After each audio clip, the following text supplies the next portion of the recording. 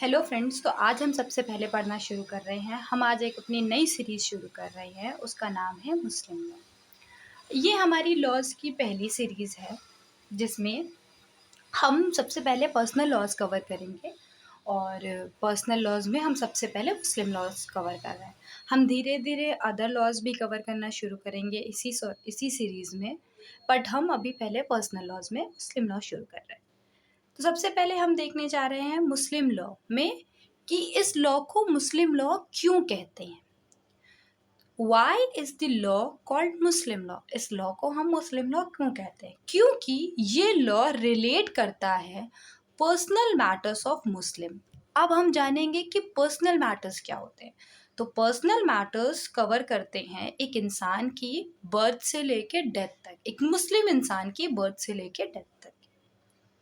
फिर अब हम इसमें state, judicial system, economic system, सारी चीज़ें इसमें आती हैं।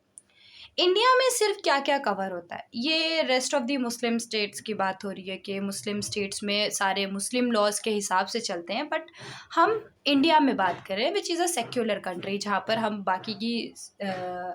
लाइक बाकी के भी रिलीजियस के हिसाब से पर्सनल लॉज़ बने हुए हैं। तो मुस्लिम्स के लिए क्या-क्या कवर करते हैं इंडिया में? Covering marriage, divorce, maintenance, inheritance और गार्डियनशिप।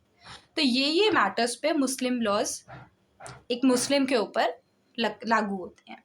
बिकॉज अब हम पूरा पढ़ेंगे डेफिनेशन कि क्यों इस मुस्लिम लॉ को मुस्लिम लॉ कहते हैं। क्योंकि because this law relates to personal matters of Muslim which covers area like marriage, divorce, maintenance, inheritance, guardianship, and other property related. It needs to be clarified that Muslim law in India will only touch upon personal matters. ये जो मुस्लिम law India में बने हैं ना, ये सिर्फ personal matters पे काम करेंगे। ये अदर मैटर्स पे काम नहीं करेंगे कि आपका कोई क्रिमिनल वो हो रहा है, क्राइम कर रहे हो आप, तो आप पे मुस्लिम लॉज के हिसाब से गवर्न कर रहे हैं। कोई आप ऐसा कोई सिन कर रहे हो तो आपको मुस्लिम लॉ के हिसाब से गवर्न कर रहे हैं, ऐसा कुछ भी नहीं होता। It's just related with the personal matters. अब पर्सनल मैटर्स में क्या क्या आता है? For example marriage, divorce, maintenance, inheritance, guardianship and other property related laws.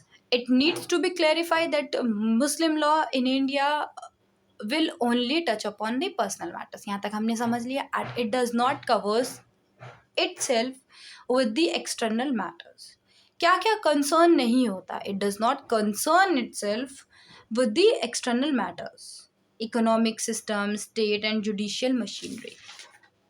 अब हम सबसे पहले क्या पढ़ेंगे कि मुस्लिम कौन होते हैं?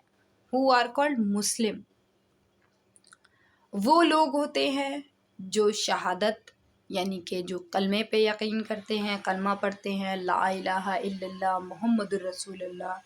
फिर वो जो सलाह मतलब नमाज, जो नमाज 5 वक्त की पढ़ते हैं, वो ज़कात देते हैं, जो डोनेशन करते हैं, जो हज पे जाते हैं और जो रोज़ा रखते हैं। ठीक है, जो शहादत यानी कि जो कलमा पर यकीन रखते हैं, सलाह यानी कि जो 5 वक्त नमाज पढ़ते हैं, ज़कात मतलब कि जो डोनेशन देते हैं रमज़ान के महीने में, हज यानी कि जो भी पिलग्रिमेज के लिए जाते हैं, मक्का जाते हैं, वो करते हैं, और रोज़ा मतलब कि 5 मतलब रोज़ा रमज़ान के महीने में जो फास्टिंग करते हैं उसे कहते हैं। फिर अब हम पढ़ने जा रहे हैं कि हु इज़ मुस्लिम। अभी तक हमने पढ़ा कि इस लॉज को मुस्लिम लॉ क्यों कहते हैं, क्योंकि ये पर्सनल मैटर्स कवर करता है। अब हम पढ़ेंगे कि मुस्लिम कौन होते हैं। मुस्लिम हमेशा रिलीजन से है, मतलब कि मुस्लिम एक रिलीजन से होएगा, ना कि रीजन से माना जाएगा। Muslim by religion, not by region. Muslim is defined by religion, not by region. यही चीज़ हमने ऊपर यहाँ पे पढ़ी कि मुस्लिम जो होगा वो रिलीजन से डिफाइंड होगा, ना कि रीजन से। फिर अब हम क्या पढ़ेंगे कि फिर हम पढ़ेंगे कि Muslim is person whose religion is Islam, which means submission to the God, which means कि सबमिशन टू द गॉड, उसने अपने आप को पूरी तरीके से सबमिट कर दिया है गॉड को। रिलीजन से वो क्या होएगा, इस्लाम होगा उसका रिलीजन, और विच उसका मतलब होता है submission to the God. Islam apart from having 5 pillars has 2 basic tenets, मतलब कि 5 पिलर्स को छोड़ के उसके पास बेसिक टेनेट्स भी होते हैं। वो क्या होते हैं? गॉड इज़ ओनली वन, मतलब कि अल्लाह सिर्फ एक है। वो लोग कहते हैं कि अल्लाह एक है। स्ट्रिक्ट मोनोथिज्म होता है। मोनोथिज्म मतलब कि एक ही उस पर यकीन करते हैं। Prophet Muhammad is his messenger रसूल, मतलब मैसेंजर को क्या कहते हैं? रसूल कहते हैं, कि जो प्रॉफिट मोहम्मद हैं वो इनके मैसेंजर होंगे। Therefore Muslim is a person who have believed in tenets, और मुस्लिम वही इंसान होगा जो इन टेनेट्स पे यकीन करता है, यानी कि God is only one, prophet Muhammad is his messenger. फिर अब हमने एक केस पढ़ा। केस था नरंथनाथ वर्सेस प्रखल। नरंथनाथ वर्सेस प्रखल का केस है, जिसमें बताया गया है कि नरंथनाथ वर्सेस प्रखल का केस है, जिसमें बताया गया है कि it was held that any person profess that religion of Islam, कोई भी इंसान जो कि रिलीजन ऑफ इस्लाम को प्रोफेस करता है वो मुस्लिम होगा। इन अदर वर्ड्स अगर हम देखें तो in other words we accept the unity of God, यानी कि God is only one, and the prophetic character of Muhammad, मतलब कि जो भी प्रोफेटिक कैरेक्टर हैं कि वो उनके रसूल हैं, ये सी चीज़ों को जो भी एक्सेप्ट कर रहा है वो एक मुस्लिम है। दूसरी चीज़ ये कि ला इलाहा इल्लल्लाह मुहम्मदुर रसूलुल्लाह, यानी कि वो इस कलमे पे भी यकीन कर रहा है। A person can be considered Muslim by birth. He can also become Muslim by conversion. एक जो इंसान है वो जो बर्थ में मुस्लिम घर में पैदा हो रहा है उसे भी हम मुस्लिम मानते हैं, और जो कन्वर्जन के थ्रू मुस्लिम बन रहा है वो भी क्या होगा? मुस्लिम ही माना जाएगा। फिर उसके बाद द होली कुरान में सूरा नंबर 2 वर्स नंबर 256 में state that there is no compulsion in दीन, यानी कि दीन में, यानी कि इस्लाम में कोई भी कंपल्शन नहीं है। कोई कंपल नहीं कर सकता आपको कि आपको ये चीज़ें करनी ही करनी है। विच मीन्स कि आप अपनी इच्छा से करिए, आप अपनी मन से जब आप कर रहे हो तो वही चीज़ें बेहतर है। एज पर शरिया मतलब कि मुस्लिम लॉज के हिसाब से, even if one of the parent is a Muslim, अगर एक पेरेंट मुस्लिम है the child will be a Muslim, तो बच्चा क्या होगा? मुस्लिम होगा।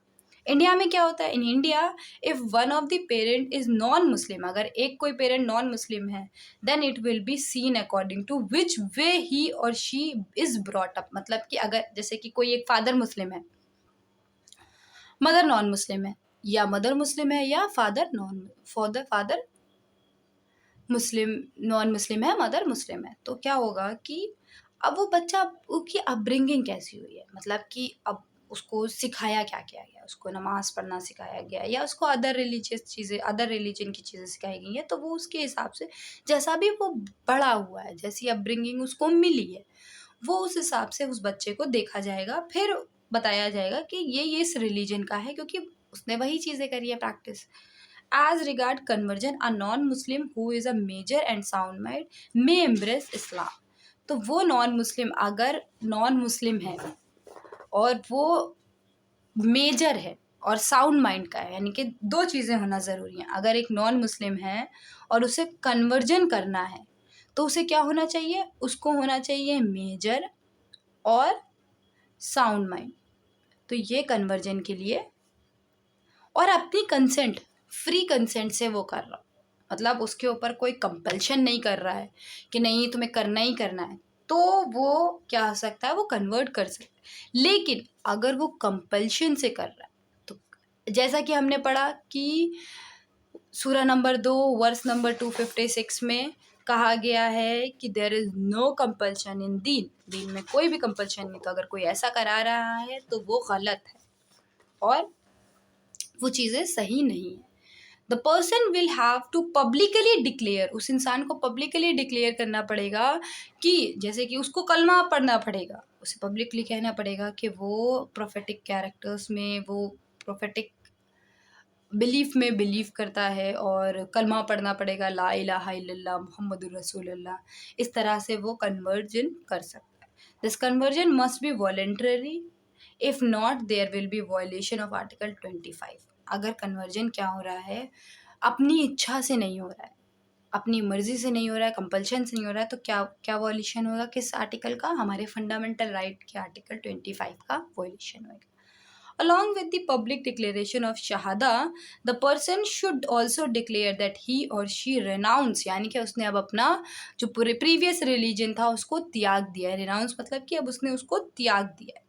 The effect of conversion will be prospective in nature, मतलब कि प्रोस्पेक्टिव नेचर का होना चाहिए। ओके गाइस, तो थैंक यू। आज के लिए हम यही पढ़ेंगे। कल हम पढ़ेंगे सोर्सेज ऑफ मुस्लिम लॉ, कि क्या क्या प्राइमरी सोर्सेज होते हैं, क्या क्या सेकेंडरी सोर्सेज होते हैं। ये सीरीज़ हम अब अपनी नेक्स्ट उसमें पढ़ेंगे वीडियो में। आई होप कि आपको ये चीज़ें समझ में आई होंगी, और अगर ना समझ में आई हों तो प्लीज़ यू कैन कमेंट, कि आप बता सकते हो कमेंट में कि आपको क्या नहीं समझ में आया, तो मैं जितना भी हो सकेगा आपकी क्वेरीज़ को सॉल्व करने की कोशिश करूँगी। Okay, thank you. Have a nice day.